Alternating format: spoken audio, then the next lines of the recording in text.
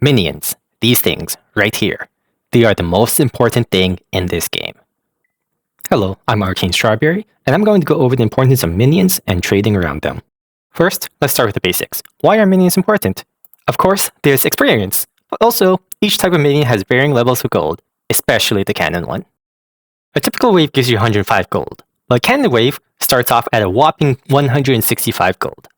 Enemy champions, on the other hand, are worth a measly 300 gold. Let's take a look at a typical wave crash. This is only 1.5 minion waves, with no cannons. It's worth 147 gold. But wait, you might ask, 147 gold is less than 300. Well, that's because of this jerk right here. They're going to fight you to the death. The risk? Honestly not worth it. Let's say you ignore the wave and win the fight.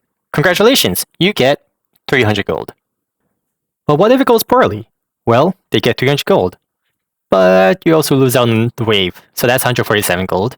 You probably lose the next wave too, so that's another 105 gold. So that's a 552 gold advantage to them.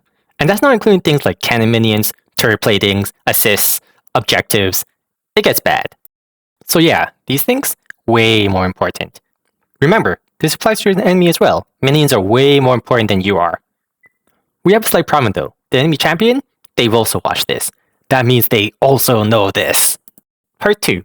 Trading around minions. Because this applies both ways. You both want to score the last hit on minions, and you both want to stop the other person from scoring the last hit on minions. You're at a standoff, and as you climb the ranks, the standoff gets more and more intense. Let's review your options. If you have a minion that's about to die, you have two choices. You can kill the minion, or you can ignore the minion.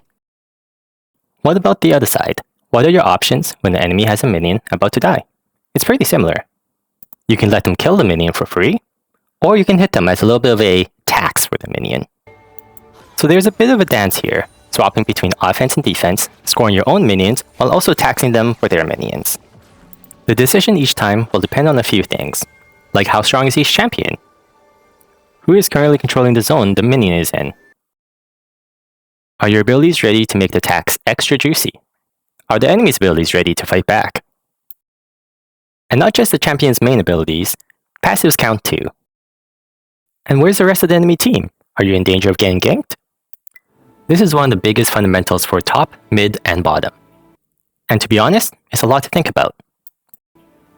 And whether you know it or not, you're technically making this decision 12 times every 30 seconds. 6 times for your own minions, and 6 times for the enemy minions. Although sometimes the timing overlaps and you have to make a decision for multiple minions. You can usually judge the elo based on how well they trade around these things. Gold and below players don't even care about the minion timing. You'll see them step into each other at random times. As you get to platinum and above, they'll start trying to time things for when the minions die on occasion, but they're not very consistent. Finally, in Masters Plus, they're making the decision on every freaking minion. But hey, I'm still learning, and you just crammed a ton of information into my head in the last 3 minutes. How do you expect me to do all this? Don't worry, we'll start slow. If you're learning math, you don't start doing linear equations when we're still trying to figure out how to add and subtract. And lucky for us, the drill is simple. It's just us and the minion waves.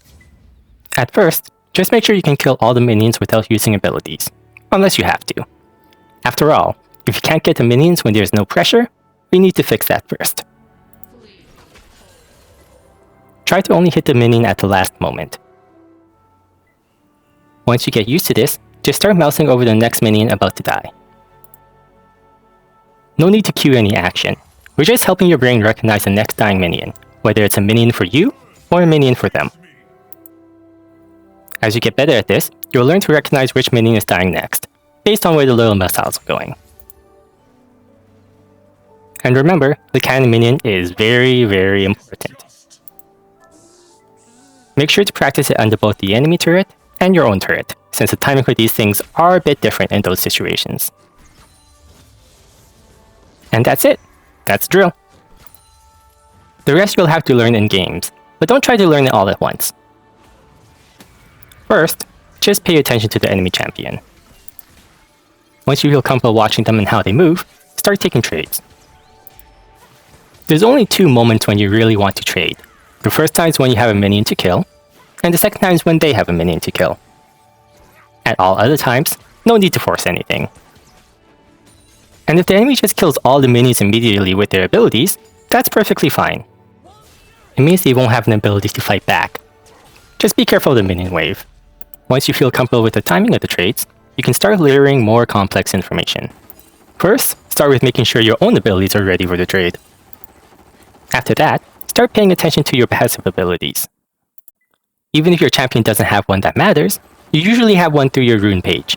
Things like Press the Attack, Grasp, and Electrocute. Minor runes count here as well. Scorch, Mana Flow, Sudden Impact. These are all still relevant to your trades. Every little bit counts. We want this to be automatic, so you don't have to think about it. And once it's automatic, you can start paying attention to your opponent. At first, just worry about their big non-ultimate ability.